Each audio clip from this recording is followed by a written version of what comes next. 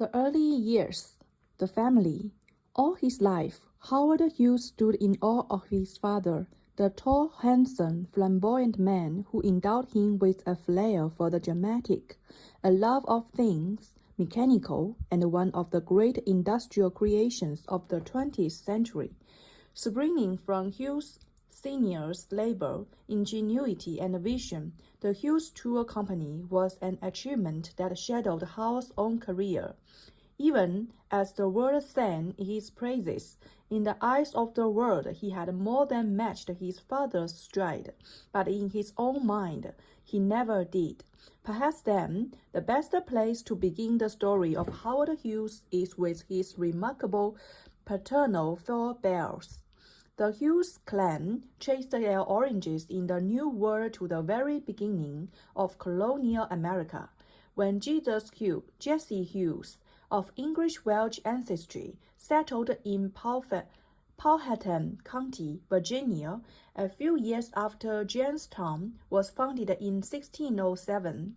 They were a big-boned people with large ears and long, gangly limbs, often afflicted with hearing impairments, crippling arthritis, and irascible temperaments.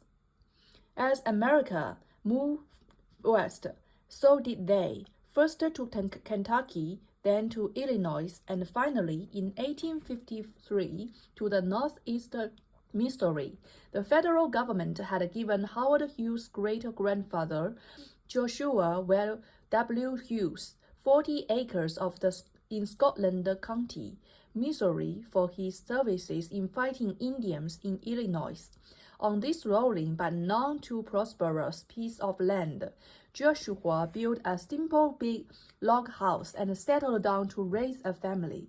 Felix, his oldest son, who was Howard Hughes' grandfather, was expected to farm, but showing a determination that would guide him through life, he opted for another course, teaching school, and thus the family ties to the land were broken. After serving in the Union Army during the Civil War, Felix returned to Scotland County to read law, and later to practice it in nearby Lancaster, Missouri, population 500. He soon married Jane Amelia Summerlin, who, like Felix, has been raised in the Scotty County farm. Their marriage would last 61 years. But it was not without this tempestuous moments. Was a Yankee, but Jane held an unconquerable loyalty to the South. Owing to her Virginia ancestry, she was in fact ashamed to have been born in Iowa, a helpless northern state. There were opposites in other ways too. Felix was practical, down to earth.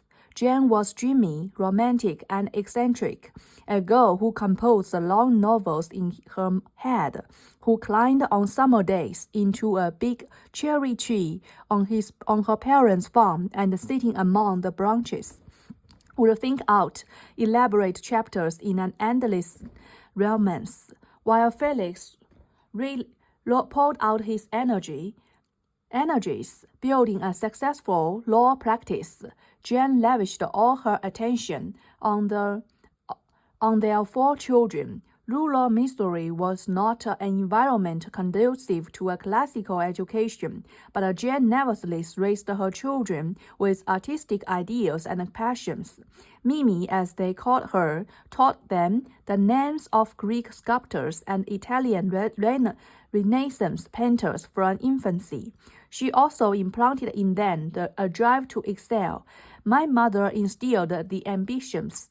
Rupert, his third born, wrote later, "My father founded the funds." Felix found the funds by being Lancaster's superintendent of schools, by trying both civil and criminal cases, and by gradually building himself into a pillar of the small town.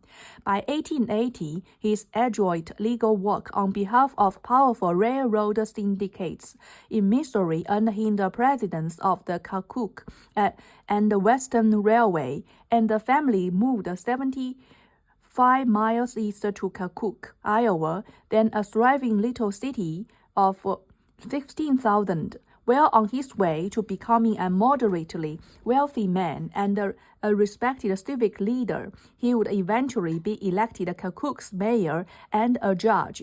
Felix would now provide even more money for Mimi to educate their precious children. She sent them to the best tutors and schools. Greta, the oldest child, born in 1867, was determined to be an opera star, and she was sent to Chicago, then New York, and finally to Paris for the finest training. Rupert, born in 1872, dubbed history because of his scholarly face, wrote his first poem when he was 7, and after taking degrees at Adalbert College in Cleveland and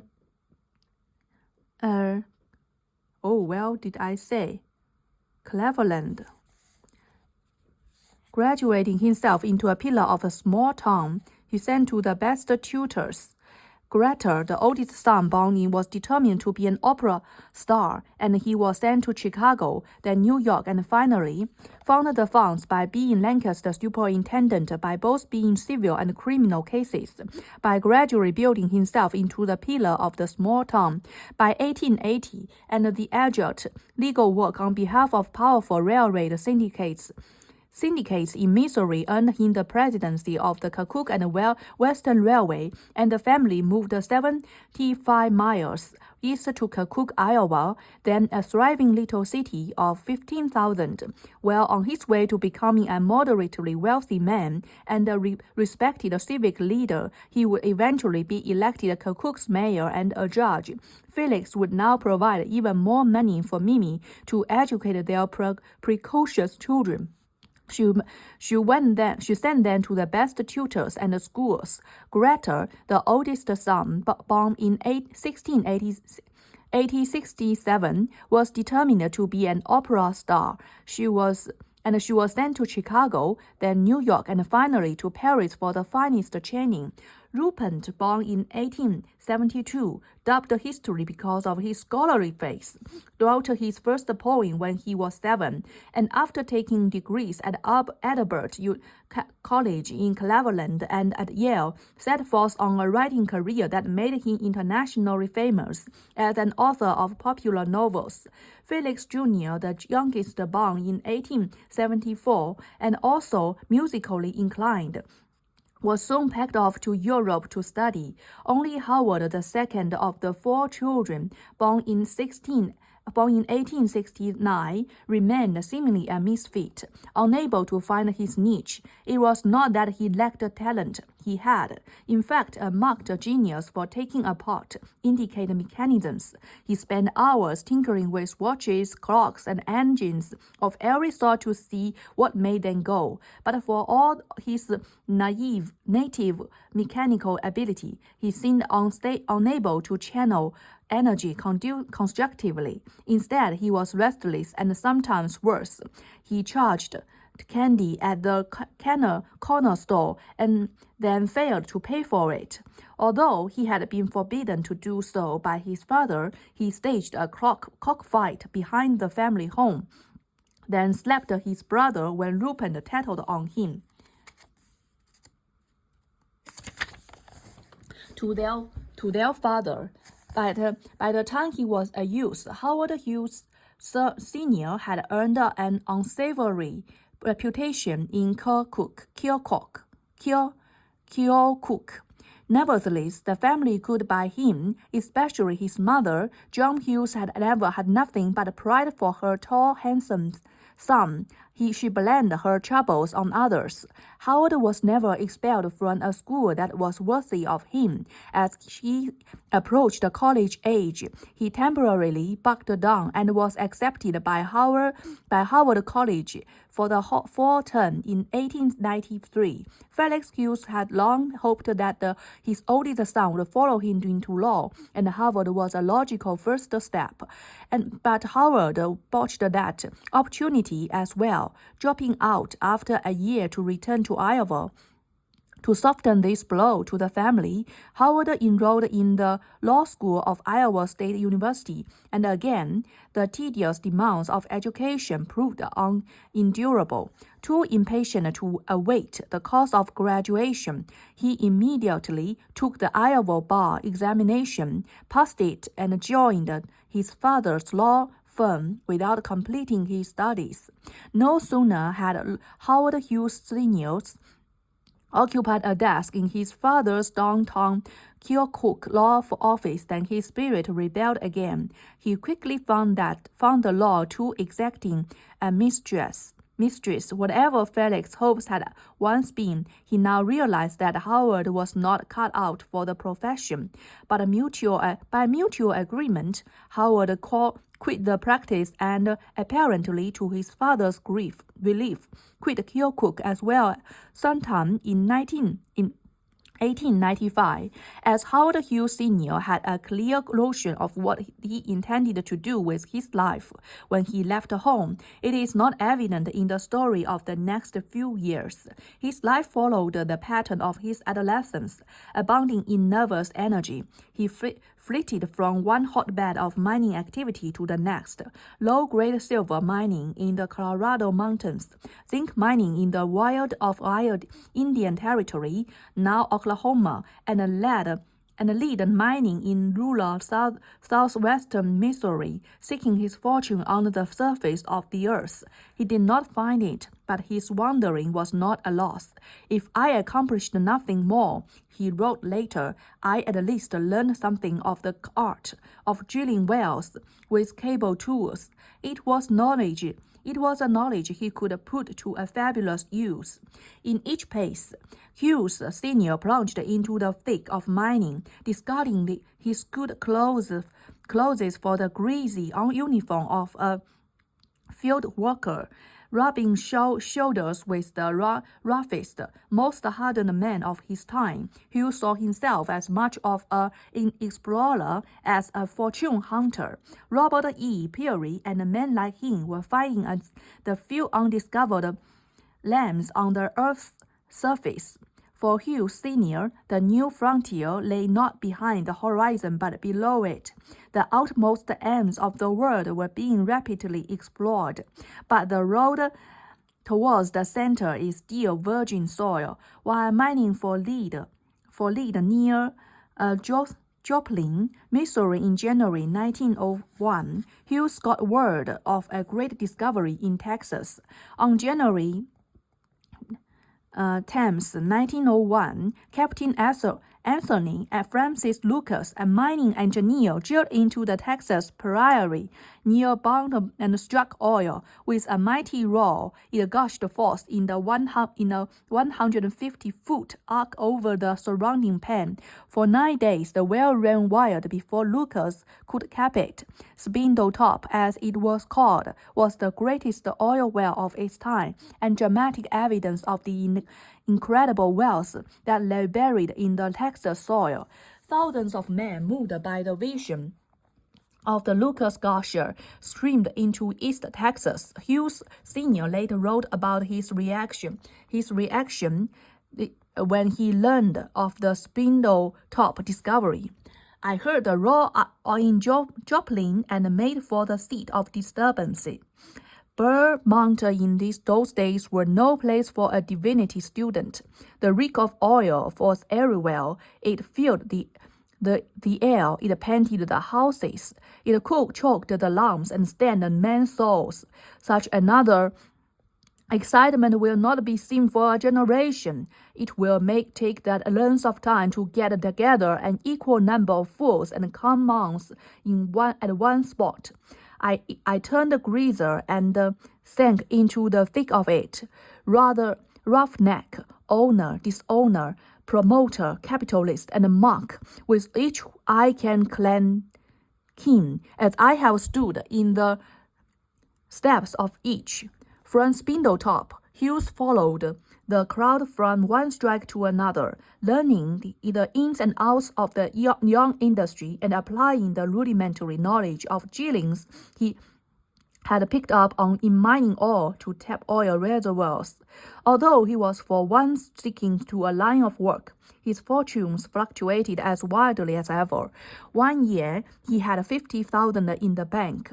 Rupert wrote later, the next he owned the bank 50,000. He survived these reversals, mostly because of his uncanny gift for extracting money from his father of his wildest schemes, and Hughes might have gone on wandering aimlessly from one oil field to the next had he got met Ellen Stone Gano. Hughes was hardly an attractive marriage prospect. He had no steady income. His future was uncertain. His past was marked by chronic instability. He was 34 years old and not closer to success in the oil business than the day he had abandoned the law 9 years before. But he did have his fine points. He was well-dressed, charming, and educated, qualities in short supply in turn-of-the-century Texas. Eleanor Gano found him appealing, the daughter of a prominent Dallas judge who had been raised in a cultured, refined atmosphere. Whatever else he might be, Howard Hughes Sr. was a gentleman, like the Hugheses. The Ganos went back a long way in America, but they had a somewhat more illustrious past. The first Ganos were French Hugheses who settled in New York in the 17th century after fleeing religious persecution in France. In the Revolutionary War, the Reverend John Gano was chaplain of the Continental Army and was said to have converted George Washington to the Baptist faith. Howard Hughes's great-grandfather on his mother's side was General Richard Montgomery Gano, a dashing soldier who gave up a medical practice for the nomadic, grueling life of a Confederate cavalry officer in the Civil War. He fought in more than 70 battles, was said to have won all but 4, had 5 horses shot from beneath him, and was wounded only once. After the war, he settled in Dallas, where he raised thoroughbred horses, preached the gospel, and surveyed uncharted regions of Texas. The general rolled several careers into one as an entry in his daily journal artists. Today, I surveyed 16 sections and saved 16 souls. Before his death, the general was credited with saving 16,000 fellow Texans. General Gano's son, William Barrio Gano, the maternal grandfather of Howard Hughes Jr., was a graduate of Harvard Law School. He rose quickly in Dallas' legal fraternity from practicing attorney to judge. Howard Hughes Jr., who would spend so much of his later life defying court orders, thus had judges as grandfathers on both sides of the family. W.B. He disliked the names Barrio and preferred to go by his initials. Married Janet de Lafaria Garrison, a doctor's daughter and also a descendant of an old Huguenot family. Nettie, as an early Dallas social directory described her, was a graduate of Wesley College and of the Muslim Conservatory of Cincinnati. A student of Bell's letters, and a musician of marked ability, like the Hughes household in Keokuk. Gano home in Dallas was filled with music and literature. Eno, born in 1883, was the oldest of four sons, tall, well-formed, and dark-haired like all the Ganos. He was quite soft-spoken and a refined young woman. A relative who remembered her years later said Eno looked and acted like a queen. He was calm and not easily ruffled except when a cat came into the same room with her. She had an intense fear of animals and was known to faint when one came near. Not much is known of Howard Hughes Sr.'s courtship with Ellen Gano, except that it was apparently short. On May 24, 1905, the couple were married at the Bridges House on Master Street in Dallas. They made a handsome pair. Ellen, tall and graceful, with a beautifully formed face, set off by high cheekbones against a rich dark brown hair. Hughes, a straight-backed, proud, slender, slightly aesthetic-looking, with a long, angular face and deep brown eyes. They left immediately after the marriage on a long tour of Europe. That Hughes did not have the money to spare for such an extravagant wedding present did not stop him. It was typical of the flamboyant gestures by which Howard Hughes' father lived his life. Months later, after traveling through England, France, and Germany, the couple settled in Houston, where Hughes could be near the oil game. Once a sleepy, semi-tropical southern community, Houston was being transformed by the oil rush. It was not so much a city as an overgrown town. Older, sprawling southern homes dozed alongside new Victorian mansions with ornate turrets and circular rooms. Office buildings rose up 6 or more stories next door to stucco hovels of another century. The streets were still mostly dirt. Only a few were paved with crushed shell, asphalt, and limestone slabs which glistened like marble in the rain. On Buffalo Bayou, the city's serpentine link to the sea, the lonely homes of ocean-bound steamers sounded all day long and far into the night. In the city center, on a hill above the bayou, rose the two Romanesque towers of City Hall, anchored firmly in Market Square. The massive bricks and stone edifice was Houston's marvel, punctuated by the two richly ornamented towers and capped by an imposing clock. Those whose bell tolled devotedly every half hour. City Hall was sometimes to behold soaring arches, delicately sculptured figures, exquisitely inlaid tiles, and resplendent public rooms. Outside is in the dusty square, life went forward on a more primitive level. Vendors hawked fresh vegetables, fruits, and rabbits from the backs of mule-drawn carts. People strolled by displays of fresh partridge, sandhill crane, and snipe, tied nearly in bundles at the neck. Saloons never closed, and around the corner from City Hall an ounce of cocaine was as easily bought as a glass of beer or a woman. By the hour or so, Also, it seemed the passenger train streamed into Houston. Smoke billowed from beneath the immense wooden shed at Grand Central Station, where trains from all points. Why it is so long? Came into the world. Howard Hughes came into the world as Miss.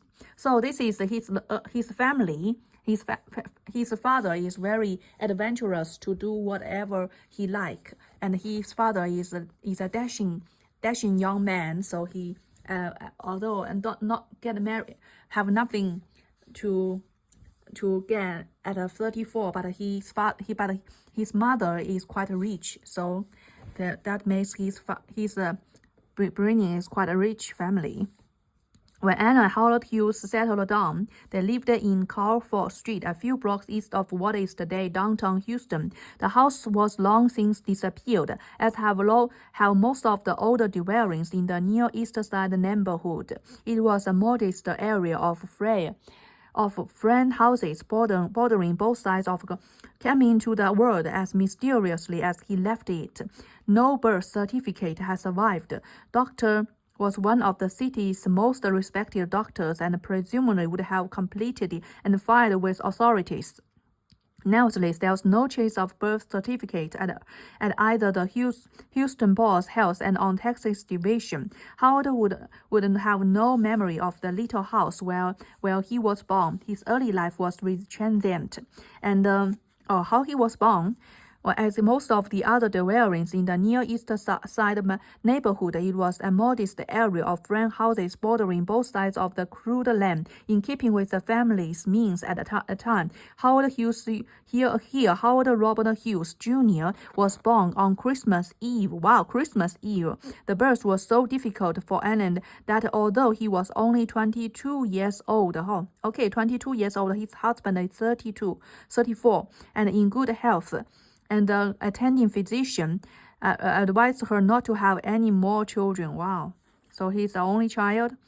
Howard would have no memory of the little house.